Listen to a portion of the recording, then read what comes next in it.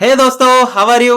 स्वागत है आप सभी का आपके अपने चैनल फिजिक्स मेल में। दोस्तों, आज हम क्या पढ़ने वाले हैं? तो आज हम डायमेंशनल एनालिसिस का जो सेकंड एप्लीकेशन है उसको पढ़ने वाले हैं। हमने पिछले वीडियो में देख लिया था कि डायमेंशनल एनालिसिस जो है उसके यूजेस क्या क्या है, यानी भाई डायमेंशनल एनालिसिस क्यों पढ़ना है, डायमेंशंस क्यों पढ़ना है।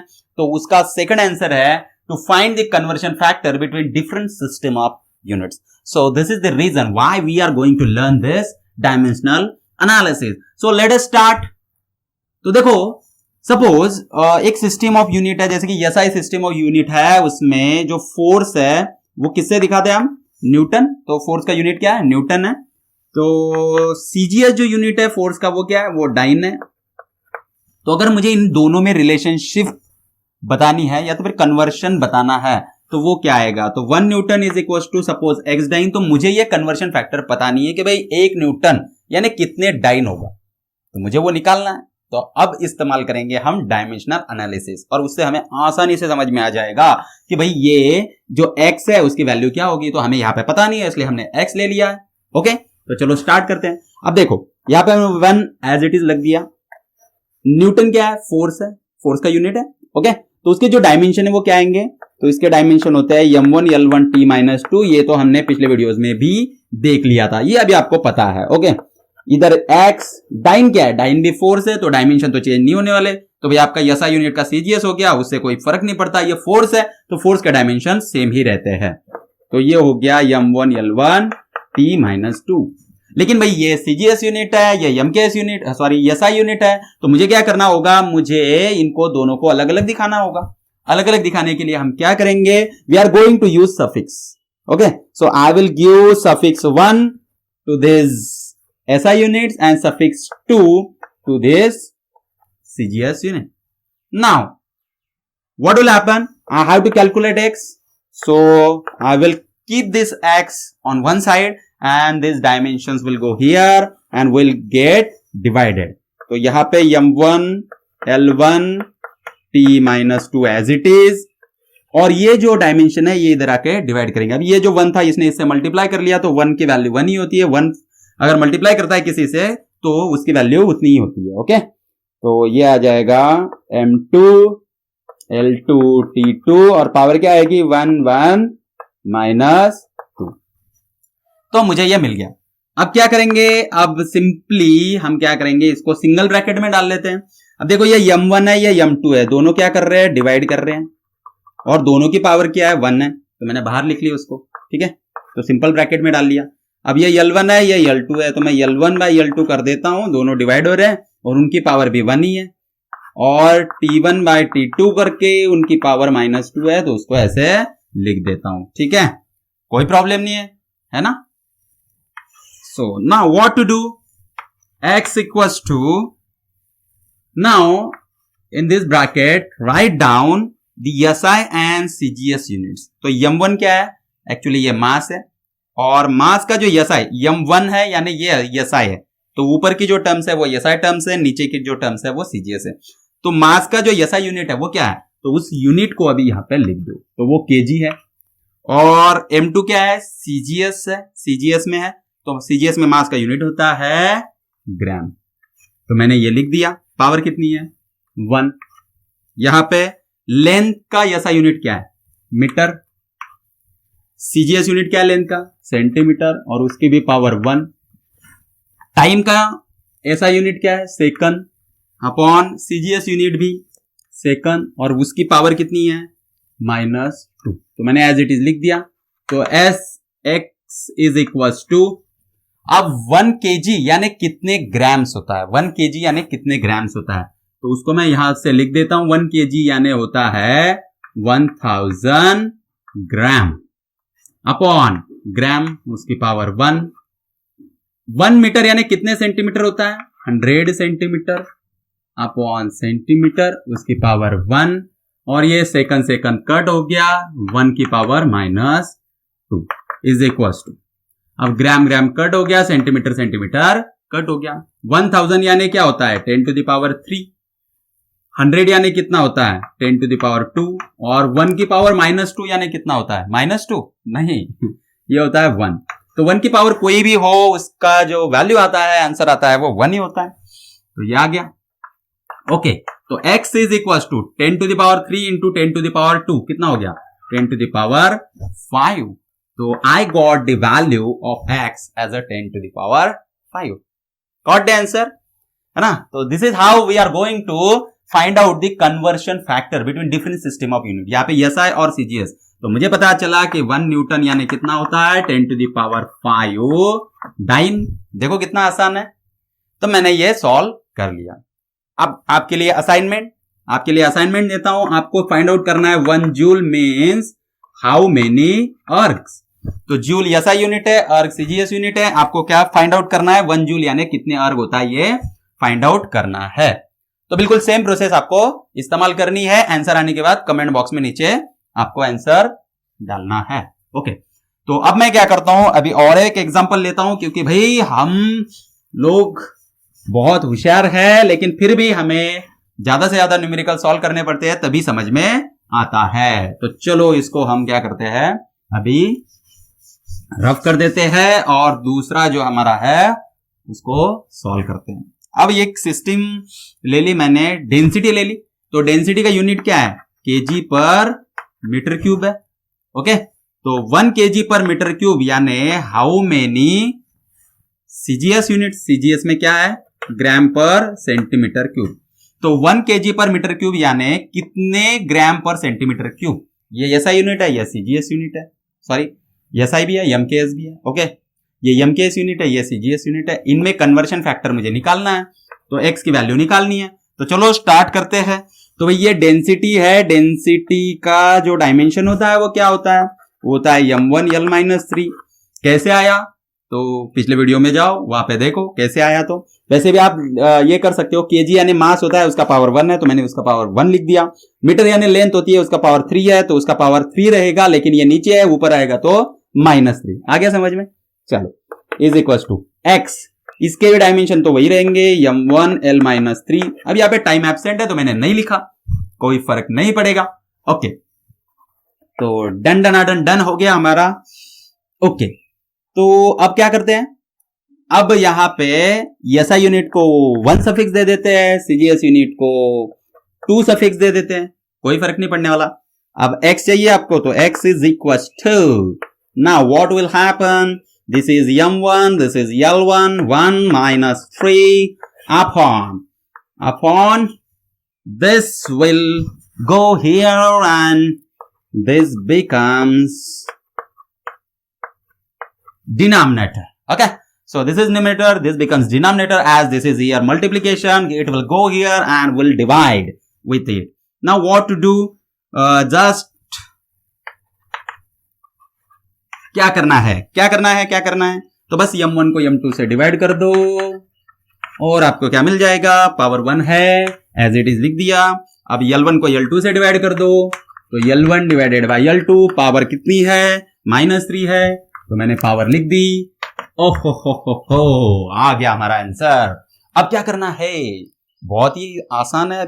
अभी क्या करना है आपको पावर कितनी दिख रही है, 1 दिख रही है तो कोई मतलब नहीं है. अब क्या करेंगे, ये m1 क्या है, m1 एसआई यूनिट है या तो फिर आप एमकेएस बोल सकते हो, दोनों सेम है. ठीक है, तो अब ये जो है इसका यूनिट क्या है, तो एसआई यूनिट है इसका, ये मास है. मास का एसआई यूनिट क्या होता है, केजी होता है तो मैं यहां पे केजी लिख देता हूं. ठीक है, और सीजीएस यूनिट होता है ग्राम तो मैंने ग्राम लिख दिया, पावर 1. लेंथ का एसआई यूनिट है मीटर, सीजीएस यूनिट है सेंटीमीटर. क्या है, सेंटीमीटर. ओके, सेंटीमीटर नहीं सेंटीमीटर. ओके, तो अब क्या होगा, अब केजी को कन्वर्ट कर देंगे किसमें, ग्राम में. तो 1 केजी यानी कितना ग्राम होता है, 1000 grams upon grams power 1 metre यानी कितना सेंटीमीटर होता है, अभी बताया मैंने 100 सेंटीमीटर. ये भूलना नहीं, उसकी पावर कितनी है, -3 है. चलो तो ये हमें मिल चुका है. अभी यहां पे x क्या करेंगे, ग्राम ग्राम कट हो गया, ये हो गया 1000 यानी 10 to the power 3 और उसकी पावर कितनी है 1 तो power will get multiplied 3 into 1 3 into ये 100 यानी 10 to the power 2 है और उसकी पावर कितनी है -3 है. सेंटीमीटर कट हो गया. ओके, तो ये 10 टू द पावर 3 इंटू ये 10 to the power 2 to the power -3 है। जब भी पावर की पावर होती है तो पावर विल गेट मल्टीप्लाइड, तो 2 इंटू -3 -6 तो 10 to the power -6 and what we get here 10 to the power 3 into 10 to the power -6 this becomes 10 to the power -3. How? तो भाई base same and there is a multiplication, power will get added and 3 minus 6 becomes -3. तो x is equals to 10 to the power -3, तो आप बोल सकते हो 1 kg per meter cube is equals to 10 to the power -3 gram per centimeter cube. तो ये हो गया हमारा answer. Done done done done done. Okay, तो ये हमने कन्वर्शन फैक्टर फाइंड आउट कर लिए है इसके। ओके, अब ये जो बेसिक फॉर्मूला है ना दोस्तों, ये हमने ऑलरेडी फर्स्ट लेक्चर में हमारे देखा था। क्या था? n1u1 is equal to n2u2। इस पे डिपेंड करता है। देखो n1u1 is equal to n2u2 पे डिपेंड करता है। आ गया समझ में? चलो डन। अब हमारे पास एक एग्जाम्पल है नीट 2011 में आया हुआ। इसको मैं रफ कर देता हूं, आप पॉज करके इसको कॉपी कर लेना, नोट्स बना लेना दोस्तों। नोट्स बनाओगे तो फिर आपको वो याद रहेगा और बाद में उसको इस्तेमाल कर पाओगे। तो नोट्स बनाओगे तो इस्तेमाल कर पाओगे और आगे बढ़ोगे। चलो, तो हम क्या करते हैं अभी, नीट 2011 का हमारा एक न्यूमेरिकल दिया हुआ है। न्यूमेरिकल क्या है? The density of material in CGS system. CGS system में जो डेंसिटी दी है वो कितनी दी है? 4 ग्राम पर सेंटीमीटर क्यूब दी है। ठीक है, ये आपको सीजीएस सिस्टम में डेंसिटी मेजर की है, रो, ये मेजर करके आपको दे दी है। अब आपको क्या बोला कि भाई ऐसा एक सिस्टम है, नया वाला सिस्टम जो हमने डेवलप किया, उसमें ग्राम की जगह पे जो हम इस्तेमाल करेंगे वो 100 ग्राम। तो उसमें जो ये जो यूनिट है ना, जो नया यूनिट हम ले रहे हैं वो बड़ा वाला यूनिट है, उसमें ग्राम में नहीं मेजर करते, उसमें 100 ग्राम में मेजर करते हैं। तो 100 ग्राम को मेजर करने के लिए हम 100 ग्राम इस्तेमाल करेंगे। और जो सेंटीमीटर उसको इस्तेमाल नहीं करते, थोड़ा सा बड़ा यूनिट लिया है 10 सेंटीमीटर, तो 10 सेंटीमीटर यानी उसका 1 सेंटीमीटर होता है। ओके चलो ठीक है, तो ये बड़े यूनिट्स आपको इस्तेमाल करने हैं और फिर बताना है कि डेंसिटी की जो वैल्यू आएगी वो कितनी आएगी।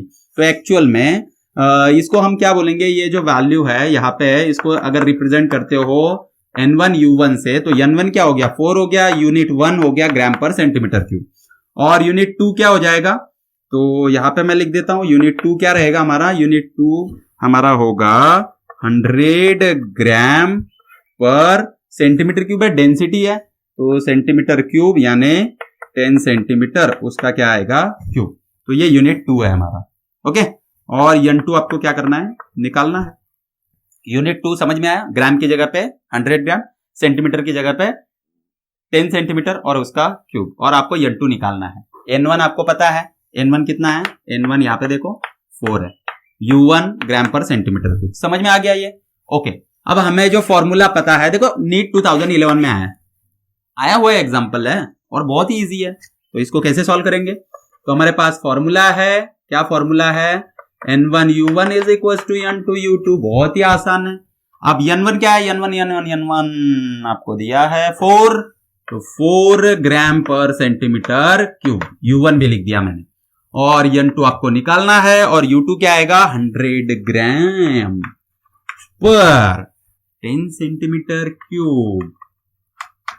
ओके, अब आपको n2 निकालना है, तो n2 इंटू यहां पे लिख देंगे पहले, ये है 100 ग्राम अपॉन, ये देखो ये 10 सेंटीमीटर का क्यूब है, तो 10 का क्यूब कितना आता है?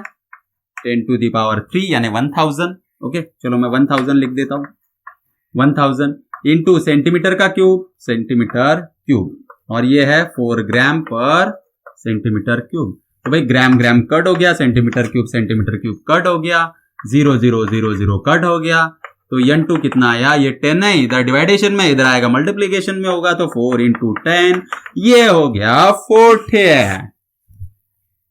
आगे दोस्तों आपको समझ में? तो n2 इज इक्वल टू 40, और ये हमें वैल्यू उसका मिल गया। तो आप यहां पे लिख सकते हो कि भाई जो नई सिस्टम है उसमें जो आएगा उसका वैल्यू वो कितना आएगा?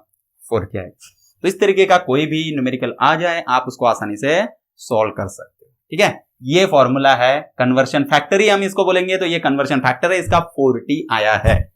ठीक है, तो ये भी एक तरीका है जिस तरीके से आप सॉल्व कर सकते हो। मैंने यूनिट के फॉर्म में किया, डायमेंशंस के फॉर्म में भी आप कर सकते हो। इसको आप डायमेंशन के फॉर्म में कन्वर्ट करके फिर जो मैंने प्रोसेस बताई, जो 2 न्यूमेरिकल्स हमने सॉल्व किए, बिल्कुल वैसे ही इसको सॉल्व कर सकते हो। बट मैंने आपको एक नया तरीका भी बता दिया जिससे कि आसानी हो। नीट जेडब्ल्यू में हमारे पास टाइम नहीं होता, बहुत कम समय होता है और उसी में हमको सॉल्व करना होता है। तो चलो दोस्तों, यहां पे हम क्या करते हैं, इसको रफ कर लेते हैं अभी और चलते हैं हमारा थर्ड एप्लीकेशन। तो थर्ड एप्लीकेशन क्या है हमारा? थर्ड एप्लीकेशन है to derive the relationship between different physical quantities. Okay, तो आपको क्या करना है, डिफरेंट जो फिजिकल क्वांटिटीज है उनकी रिलेशनशिप आपको निकालनी है। यानी क्या निकालना है, शॉर्टकट में बताऊं तो भाई आपको फॉर्मूला डिराइव करना होता है। जब आपको कोई डिपेंडेंसी पता चलती है तो उसका फॉर्मूला कैसे डिराइव करें बाय यूजिंग डायमेंशनल एनालिसिस, ये आपको यहाँ पे बताया हुआ। ये थर्ड एप्लीकेशन किसका? डायमेंशनल एनालिसिस का। बहुत ही इंपॉर्टेंट एप्लीकेशन है भाई फॉर्मूले डिराइव करने के लिए, तो बहुत अच्छा है। तो बहुत से फॉर्मूले हम इसी से डिराइव करते हैं, डायमेंशनल एनालिसिस से। चलो स्टार्ट करते हैं। सबसे पहले लेते हैं एक, सपोज हमारे पास एक पेंडुलम है। ठीक है, अब पेंडुलम क्या होता है? पेंडुलम मींस मास कनेक्टेड होता है, जिसको हम बॉब बोलते हैं नीचे। ये एक मास का स्पीयर होता है। ठीक है, और एक स्ट्रिंग होती है। तो मैंने क्या किया है, यहाँ पे टेम्पररी एडजस्टमेंट किया है मैंने, स्ट्रिंग की जगह पे ले लिया है थ्रेड, और यहाँ पे एक बोल्ट मैंने इस्तेमाल किया है एज अ बॉब। ओके, कोई बात नहीं, हमारा सस्ता वाला सिंपल पेंडुलम है, इसको हम सिंपल पेंडुलम बोलते हैं। गैलीलियो ने सबसे पहले इसको ये किया था, इन्वेंट किया था, गैलीलियो ने इस्तेमाल किया था और उसने उसका फॉर्मूला भी बनाया था। उसने जो ट्रिक यूज की ना, हम उसको ही इस्तेमाल करेंगे। तो देखो उसने क्या किया, ये अभी सिंपल पेंडुलम है, सिंपल पेंडुलम है। तो ये क्या करता है, ये आपने देखा भी है कहां पे, आपके यहाँ पे अगर वॉल पे घड़ी होगी, बड़ी वाली जो घड़ी होती है उसमें होता है ना टिक टिक टिक टिक टिक टिक, है ना। तो ये वाला जो पेंडुलम है वो पेंडुलम हम इस्तेमाल कर रहे हैं। तो अभी इसका जो टाइम पीरियड होगा, अब टाइम पीरियड क्या होता है, तो टाइम पीरियड होता है, देखो ये यहां पे है, यहां से ये छोड़ दिया मैंने, तो ये फिर से यहां पे आ गया, है ना, ये फिर से आ गया। तो इसको कुछ समय लगा ना, इसको टाइम लगा। देखो यहां से यहां पे गया और यहां से फिर से यहां पे आया। तो इसने क्या किया, ये यहां पे गया टू एंड दिस फ्रो, तो टू फ्रो टू फ्रो। तो ये जो टू फ्रो करने के लिए उसको जो समय लगता है ना, उसी को हम बोलते हैं टाइम पीरियड। क्या बोलते हैं? Time period. Time required to complete one cycle, ये वन साइकिल उसने कंप्लीट कर लिया, तो इसको बोलते हैं उसका टाइम पीरियड। ये जो टाइम पीरियड है वो किन किन चीजों पे डिपेंड करता है, तो पहले तो ये डिपेंड करता है लेंथ ऑफ पेंडुलम पे। तो भाई पेंडुलम की जो लेंथ है इस पे वो डिपेंड करता है। ये हमें कैसे पता चला, तो देखो मैंने इसको यहाँ पे ऐसे कर दिया और छोड़ दिया, तो ये देखो इसका कुछ टाइम पीरियड आपको दिख रहा होगा अभी। ओके, ये टाइम पीरियड आपको दिख रहा है। ओके, तो अब देखो, अब मैं इसकी लेंथ छोटी कर देता हूं, इसको छोटी लेंथ कर देता हूं। ठीक है, अब देखना इसका टाइम पीरियड, अभी देखो टाइम कम लग रहा है ना एक साइकिल कंप्लीट करने के लिए, जबकि पहले केस में देखो इसकी लेंथ अगर बढ़ाते हैं, हम लेंथ बढ़ा देते हैं। ओके, तो ऐसे लेंथ जब बढ़ाएंगे तो इसको ज्यादा समय लगेगा, यानी टाइम पीरियड ज्यादा है। और अगर लेंथ घटा देते हैं तो ये फटाक से करेगा, टिक टिक टिक टिक टिक टिक, है ना। तो जो लेंथ है उस पर वो डिपेंड करता है। तो मुझे पता चल गया कि जो टाइम पीरियड है वो प्रोपोर्शनल है किसके, लेंथ के। और किसके प्रोपोर्शनल है, तो भाई हमने ये बहुत सारे एक्सपेरिमेंट यहाँ पे परफॉर्म करे। ठीक है, बहुत सारे एक्सपेरिमेंट हमने यहाँ पे परफॉर्म किए और उसके बाद में हमें पता चला कि ये सिर्फ लेंथ पे डिपेंड कर रहा है, इसके मास पे डिपेंड नहीं करता, बॉब के मास पे डिपेंड नहीं करता। तो आप मास छोटा लगाओ बड़ा लगाओ उससे कोई फर्क नहीं पड़ता। लेकिन जब हम माउंटेन पे गए तो इसकी अगर मैंने लेंथ 1 मीटर रखी थी, सपोज 1 मीटर लेंथ रखी थी, और फिर मैंने टाइम पीरियड मेजर कर लिया यहाँ पे, और फिर माउंटेन पे गया, माउंटेन पे मैंने फिर से 1 मीटर लेंथ रखी और उसको मैंने क्या किया, मेजर करने की कोशिश की। तो मैंने ये देखा कि टाइम पीरियड में कुछ चेंजेस मुझे नजर आ रहे। तो वो क्यों आ रहे होंगे, तो आपने ग्रेविटेशन पढ़ा है, आपको पता है कि जैसे जैसे हाइट बढ़ती है वैसे वैसे ग्रेविटेशन कम होता है, तो शायद ये इफेक्ट ग्रेविटेशन का था। तो मैंने मान लिया कि ये जो टाइम पीरियड है वो ग्रेविटेशन पे भी डिपेंड करता है। तो दो चीजें मुझे पता चली कि जिन पे वो डिपेंड करता है। तो अब ये जो है इसका फॉर्मूला मुझे निकालना है टाइम पीरियड का, तो मैं कैसे निकाल सकता हूं? तो देखो मैं क्या करता हूं, दोनों को कंबाइन कर देता हूं। तो मुझे क्या मिला, time period is directly proportional to L और जी, दोनों पे डिपेंडेंट है। अब ये यल पे डिपेंड करता है कि यल स्क्वायर पे डिपेंड करता है कि यल क्यूब पे, यू मुझे पता नहीं है इसलिए मैंने उसकी पावर एक्स ले ली। जी के स्क्वायर के डिपेंड करता है, किस पे डिपेंड करता है ये मुझे पता नहीं है इसलिए इसकी भी पावर मैंने वाई ले ली। तो एल एक्स जी वाई मुझे मिल गया। ओके, अब t इज इक्वल टू, ये जो प्रोपोर्शनलिटी है उसको हटाना है तो इक्वल टू के रखना पड़ता है, मैथ्स में आपने पढ़ा है, l to the power x g to the power y। अब ये मुझे मिल गया, ठीक है, ये एक इक्वेशन मुझे मिल गया। ये क्या t टाइम पीरियड है, ये लेंथ है और ये ग्रेविटेशनल एक्सेलरेशन है g 9.8 जिसकी वैल्यू है। ओके, अब क्या करते हैं, अब यहां पे डायमेंशंस लिख देते हैं। तो टाइम पीरियड के डायमेंशन क्या है, उसके डायमेंशन है t1, है ना, क्योंकि वो सिर्फ टाइम है तो उसके पावर कितनी आएगी 1 सेकंड में मेजर करेंगे। k कांस्टेंट है उसके डायमेंशन नहीं आएंगे। l लेंथ है उसके पावर 1 आएगी, ठीक है, और उसकी पावर x दी है आपको, l to the power 1 length के डायमेंशन, और उसकी पावर कितनी दी है x। और g की पावर कितनी आएगी, तो g की पावर y आएगी, तो मैंने y बाहर लिख दिया। और g के डायमेंशन क्या आएंगे, तो ग्रेविटेशनल एक्सेलरेशन है यानी मीटर पर सेकंड स्क्वायर, तो उसके आते हैं L1 t minus 2। Okay, L1 t minus 2। तो ये डायमेंशन आ चुके हैं। अब इसको सॉल्व करेंगे, कैसे सॉल्व करेंगे हम, तो ये लेफ्ट हैंड साइड मैंने एज इट इज रख दी, t1 is equal to k।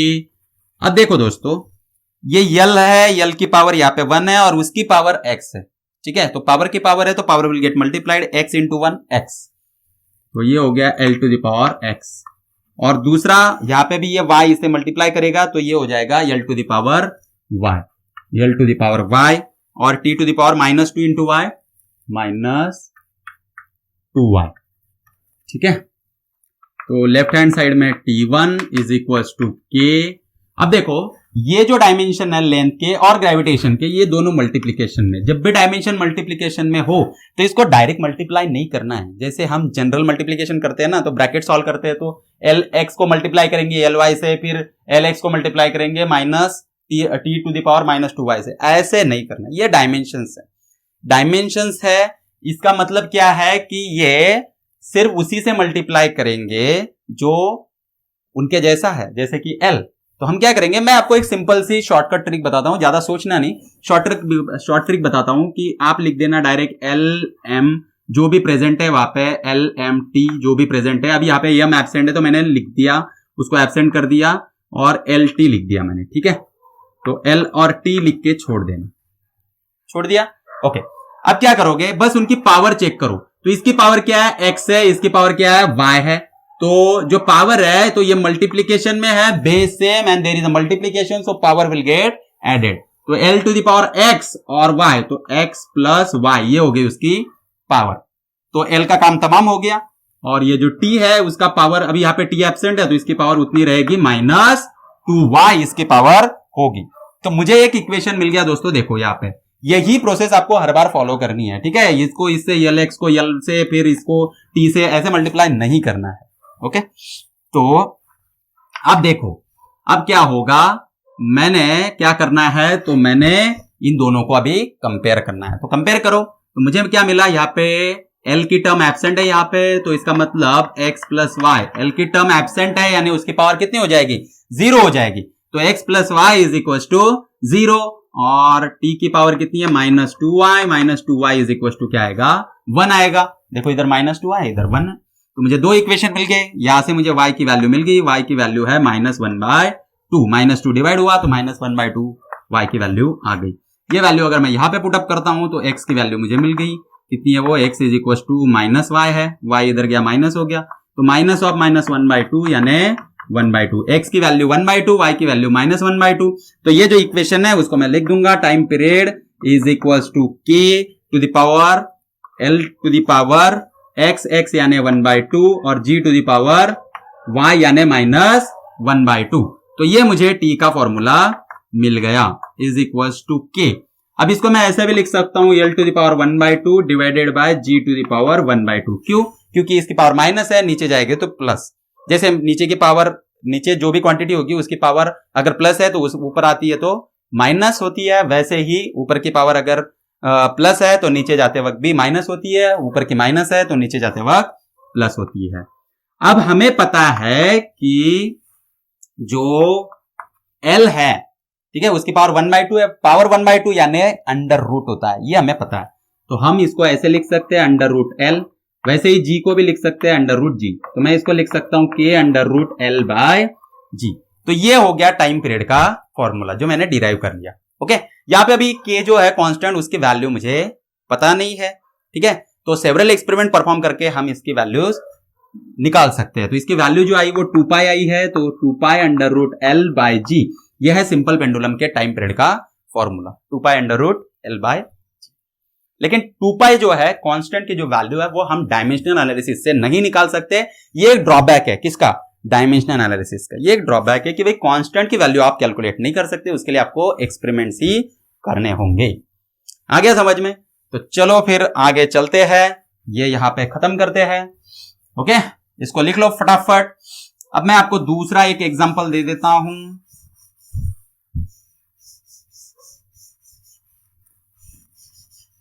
चलो तो फिर दूसरे एग्जांपल पे चलते हैं।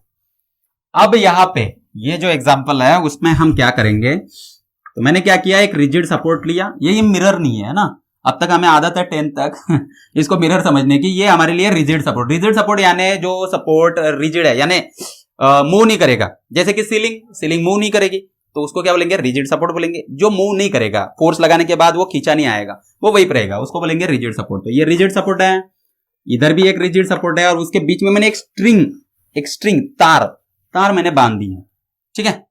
अब क्या होगा, अब अगर मैं इसको प्लग करता हूं तो क्या होगा, ये जो स्ट्रिंग है वो वाइब्रेट करेगी। जैसे आपने गिटार में देखा होगा, गिटार की जो स्ट्रिंग होती है दोनों साइड में पैक होती है। तो जैसे ही आप इसको प्लग करते हो, खींचते हो गिटार को, है ना, जैसे ही प्लग करते हो तो वो वाइब्रेट करने लगती है वो तार, और वाइब्रेट करने की वजह से साउंड क्रिएट करती है, और साउंड आपको सुनाई देता है, बड़ा ही अच्छा साउंड होता है ना। तो वो जाने दो, लेकिन हमें क्या है, तो हमें पता चला कि भाई ये वाइब्रेट करता है।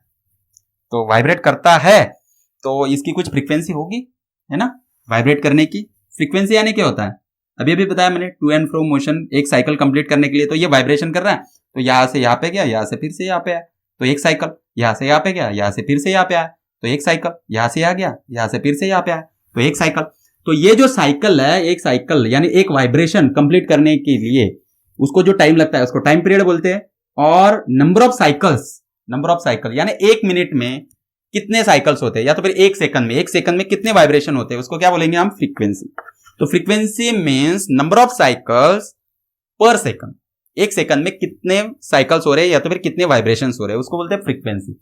तो जब हमने इसकी फ्रीक्वेंसी कैलकुलेट करना चाहिए, यानी जो नंबर ऑफ वाइब्रेशंस हो रहे हैं वो देखा हमने कि पर सेकंड कितने हो रहे हैं, तो वो जो वाइब्रेशन थे वो किन किन चीजों पे डिपेंड करते हैं, तो वो डिपेंड करते हैं सबसे पहले टेंशन पे।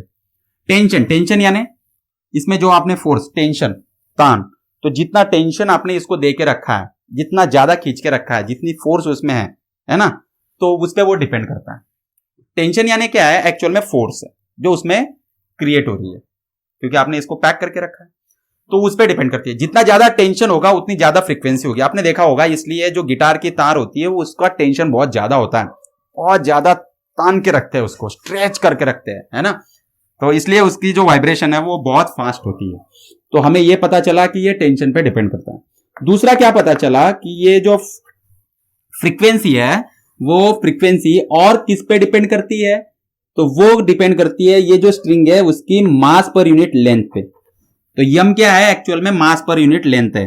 तो स्मॉल यम दिखाया मैंने, तो वो मास पर यूनिट लेंथ, यानी इस स्ट्रिंग का मास कितना है और डिवाइड किया है उसको उसके लेंथ से, है ना। तो पर यूनिट लेंथ में कितना मास है उसको बोलेंगे मास पर यूनिट लेंथ, तो उस पर भी डिपेंड करते हैं ये। ओके, तो फ्रीक्वेंसी, तो इसकी पावर यहाँ पे एक्स लिख देता हूं, इसकी वाई लिख देता हूं। अब ये बहुत ही समझने में आसान है, क्योंकि आपने देखा होगा कि अगर स्ट्रिंग को हम थोड़ा थिक कर देते हैं, स्ट्रिंग अगर थिक हो गई तो वो वाइब्रेट कम करेगी, है ना, पर सेकंड वाइब्रेशन उसके कम हो जाएंगे। और अगर वो बहुत ही ज्यादा थीन है, यानी मास पर यूनिट लेंथ बहुत ही कम है उसका, तो फिर फ्रीक्वेंसी बहुत हाई होगी। ये आपने देखा भी होगा, इसीलिए जो गिटार है उसकी जो तारें होती है, स्ट्रिंग्स होती है, वो बहुत ही थीन होती है। वो अगर हमने एकदम थिक कर दी तो क्या होगा, तो क्या उतनी अच्छी आवाज आएगी उसमें से? नहीं ना, तो इसलिए वो बहुत ही थीन होती है। तीसरी जो चीज हमने नोटिस की कि भाई ये जो फ्रीक्वेंसी है वो और प्रोपोर्शनल है उसके लेंथ पे, यानी अगर लेंथ बढ़ा दी तो वाइब्रेशन, फिर अगर देखो देखो बहुत लेंथ बढ़ा दी हमने तो वाइब्रेशन जो होंगे ना वो स्लो, ठीक है, स्लो हो जाएंगे। और अगर लेंथ कम कर दी हमने तो वाइब्रेशन जो है वो एकदम से फास्ट वाइब्रेशन हो जाएंगे। ओके, तो चलो हमें ये तीन चीजें पता चल चुकी है। तो मैंने एक्स वाई जेड ये उनकी पावर्स, अभी पावर्स नहीं पता ना, ये लेंथ पे डिपेंड है, लेकिन लेंथ पे है, उसके स्क्वायर पे है, उसके क्यूब पे है, वो पता नहीं है हमें, या तो फिर अंडर रूट है, वो भी नहीं पता। तो हमने क्या कर लिया, उसको ले लिया। अब क्या करते हैं, इन तीनों को कंबाइन कर देते हैं, तो ये frequency is directly proportional to T to the power X mass पर यूनिट लेंथ की वाई और एल की जेड। अब मैंने इक्वल टू के रख दिया, यहाँ पे प्रोपोर्शनलिटी हटा ली, तो ये आया T to the power X M to the power Y L to the power Z. अब क्या करते हैं, इस इक्वेशन को यहाँ पे लिख लेते हैं। तो जो फ्रीक्वेंसी है, फ्रीक्वेंसी के डायमेंशन क्या होते हैं, तो वो होते हैं टी माइनस वन।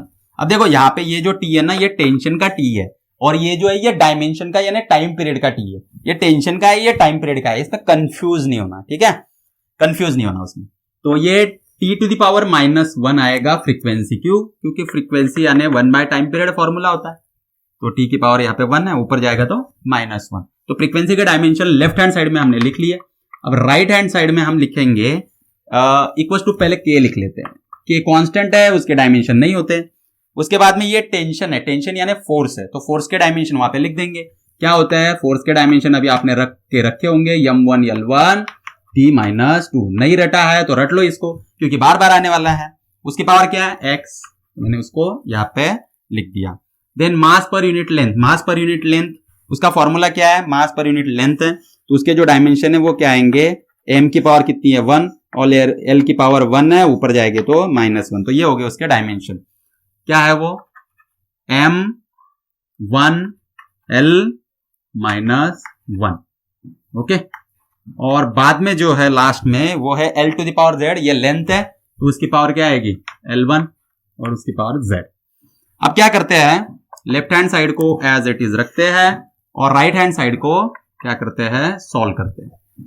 अब यहां पे देखो, इसकी पावर y है, इसकी पावर z है, इसकी पावर x है, तो 1 इंटू एक्स, तो पावर की पावर है, तो 1 इंटू एक्स, x हो गया तो m to the power x, l to the power x और t to the power -2x। x से मल्टीप्लाई हो जाएगा सबको, क्योंकि पावर की पावर है। और यहां पे आएगा m to the power y से मल्टीप्लाई किया और l टू द पावर -1। और यहां पे आएगा लास्ट में 1 की पावर z है, तो l की power z is equal to. अब क्या करते हैं, जब ऐसा होगा तो डायमेंशंस क्या कर रहे हैं, मल्टीप्लाई कर रहे हैं, तो इसको सॉल्व करने का तरीका मैंने आपको बताया।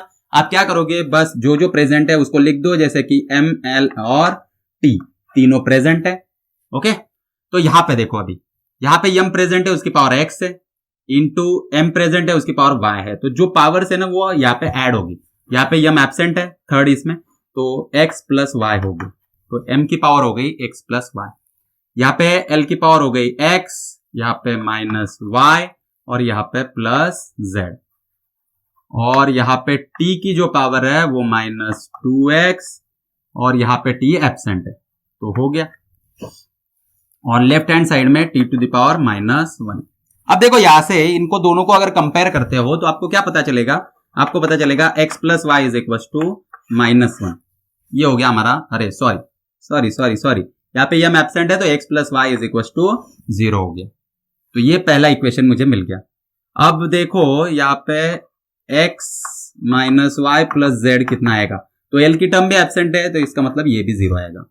और t की पावर प्रेजेंट है, यहाँ पे पावर है -2x, तो वो हो गई -1 के बराबर, यानी माइनस माइनस कट हो गया और x इज इक्वल टू 1/2। तो पहले x की वैल्यू हमें मिल गई, x की वैल्यू यहाँ पे रखते हैं, तो y is equal to -x यानी -1/2, तो y की वैल्यू मिल गई -1/2, तो y की भी वैल्यू हमें मिल गई।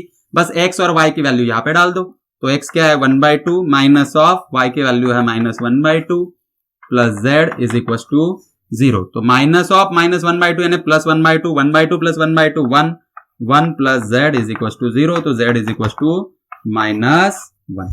तो x, y और z की वैल्यू आपको मिल चुकी है, बस वो वैल्यूज आपको रखना है फ्रीक्वेंसी के फॉर्मूले में। तो f इज इक्वल टू अब क्या है, ये है k t to the power x है, x की पावर 1/2 है, m to the power y तो m की पावर -1/2 है और l की पावर है -z। ठीक है, तो अभी इसको लिखना कैसे है, तो प्रॉपर तरीके से उसको अगर लिखना है तो उसको कैसे लिख सकते हैं हम, उसको लिखेंगे f is equal to k, देखो t टू द पावर 1/2 यानी अंडर रूट होता है, तो अंडर रूट t हो गया, और ये है m टू द पावर, ये भी अंडर रूट, देखो ये 1/2 था, ये पावर 1/2 है। ठीक है, तो m टू द पावर 1/2 है, लेकिन ये माइनस है तो जब नीचे जाएगा तो प्लस, तो नीचे आएगा m और उसकी पावर होगी 1/2 पावर यानी अंडर रूट, तो मैंने अंडर रूट लिख दिया, इनटू ये l टू द पावर क्या है -z है, minus l to the power, sorry ये मैंने 1 लिखना चाहिए। ठीक है, z की वैल्यू क्या है -1 है, तो l टू द पावर -1 है, नीचे आएगा तो +1, तो मैंने 1/l लिख दिया। अब इसको रीअरेंज करते हैं तो ये मुझे मिला कि ये है l और ये अंडर रूट t/m, तो ये हो गया डन डना डन डन। तो आपका जो आंसर है वो है f is equal to k/l under root t/m, where k is the constant. Okay, तो दोस्तों यहां पे हमने ये जो फॉर्मूला है इसको डिराइव कर लिया है, फ्रीक्वेंसी और ये क्या है, टेंशन है, ये मास पर यूनिट लेंथ और ये लेंथ है, तो इसका फॉर्मूला आ चुका है। तो चलो अभी इस पे भी नीट 2014 में जो आया हुआ एग्जाम्पल है उसको सॉल्व करते हैं।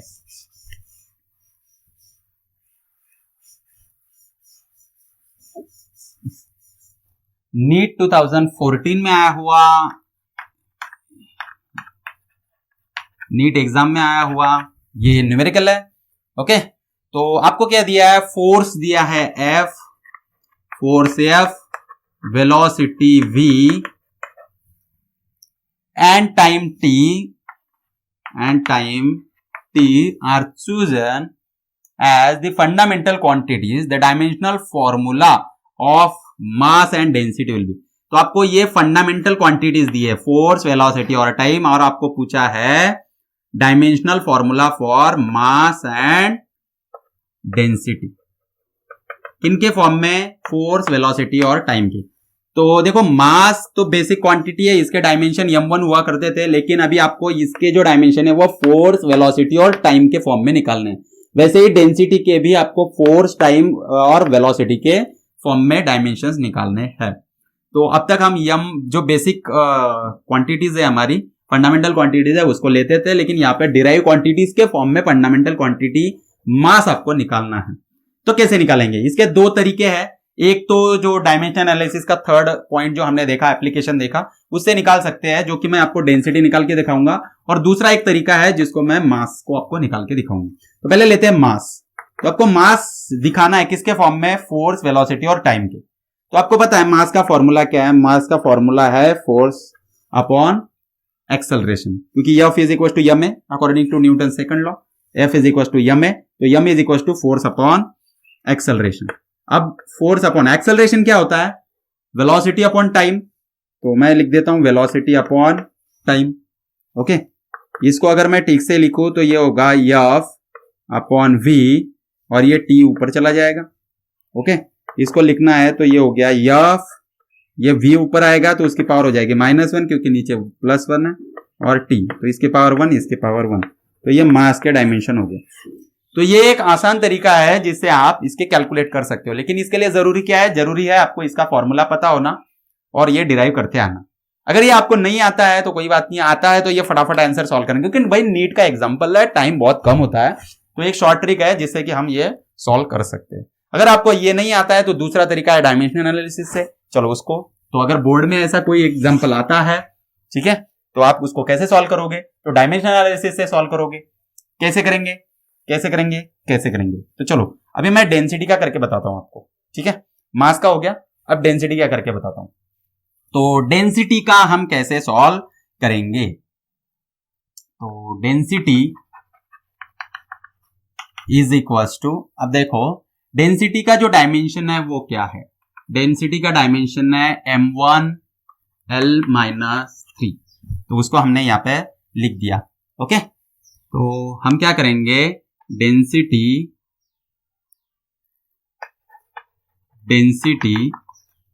इज इक्वल्स टू, देखो यहां पे आपको किसके फॉर्म में पूछा है, एफ वी और टी के फॉर्म में, तो मैंने इसका एक्स वाई और जेड ऐसी पावर ले ली, ओके, एक्स वाई जेड ये 3 पावर मैंने ले ली। अब क्या करेंगे, डेंसिटी के डायमेंशन इधर लिखेंगे, ये है m1 l माइनस 3 इज इक्वल टू फोर्स के डायमेंशन क्या होते हैं, वो होते हैं m1 l1 t माइनस 2, उसकी पावर क्या आएगी x। वेलोसिटी के क्या होते हैं, वेलोसिटी के होते हैं l1 t माइनस 1 और उसकी पावर है y, और टाइम जो है t उसकी पावर है z। इन तीनों को अभी कंबाइन कर देते हैं, तो आपको क्या, चलो तीनों को कंबाइन नहीं करेंगे, पहले उनकी पावर से मल्टीप्लाई कर देंगे, तो ये हो गया m to the power x, l to the power x, t to the power minus 2x, क्योंकि पावर की पावर है तो power will get multiplied, into ये हो गया l to the power y, t to the power minus y, और यहाँ पे t to the power z, okay, is equal to, अब कंबाइन करते हैं, अब कंबाइन करेंगे तो m l t मैंने जैसे कि बोला डायरेक्ट लिख देंगे, उसके बाद में यहाँ पे फाइंड आउट करेंगे, ओके। देखो m की पावर यहाँ पे कितनी है, x है, यहाँ पे m एब्सेंट है इसलिए सिर्फ x रहेगा, l की पावर यहाँ पे x है प्लस ये y है, t और l जो है यहाँ पे एब्सेंट है तो x प्लस y, और t की जो पावर है वो यहाँ पे माइनस 2x है, यहाँ पे माइनस y है और यहाँ पे प्लस z है, और इक्वल्स टू आएगा ये आपका कितना, m1 l माइनस 3, ओके।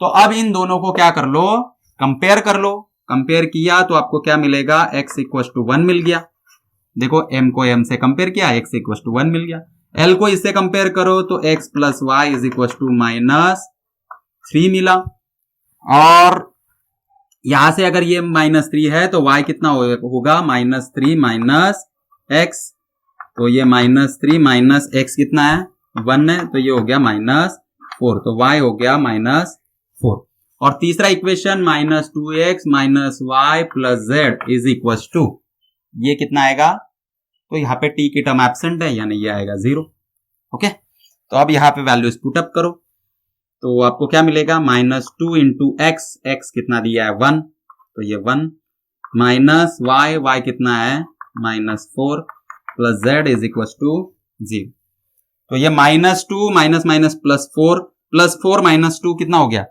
प्लस 4 और माइनस 2 2, तो जेड कितना है उधर गया तो Z is equal to minus 2, तो ये हो गया आपका न्यूमेरिकल सॉल्व, ओके। यहां पे कुछ कैलकुलेशन मिस्टेक हुई हो तो उसको चेक कर लेना और उस हिसाब से आप उसको कर लेना, ठीक है। तो चलो दोस्तों यहां पे रुकते हैं, बहुत समय हो चुका है, और ये जो दोनों एप्लीकेशन थे, दोनों एप्लीकेशन बहुत अच्छे से हमने क्या कर लिए है, यहाँ पे सॉल्व कर लिए। तो hope you like this video, okay. चलो थैंक यू वेरी मच।